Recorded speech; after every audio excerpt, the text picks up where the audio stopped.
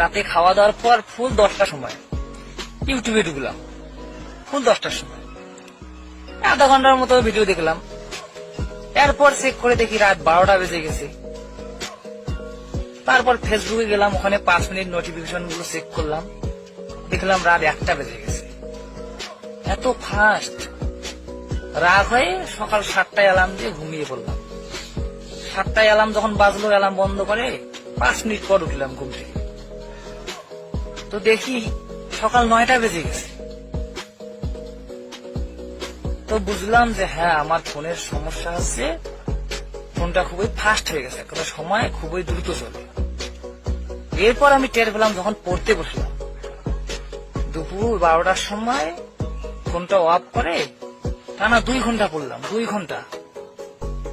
এরপর ফোনটা অন করে দেখি 12টা 10 বাজে। আমি তো পুরাই হ্যাং, পড়াশোনা করলাম 2 ঘন্টা, আর এ বলতেছে 10 মিনিট। না, আমি আর এই ফোন রাখতেছি না। বুঝলাম যে ফোন কোনো সময় স্লো হয়, আবার কোনো সময় ফাস্ট হয়।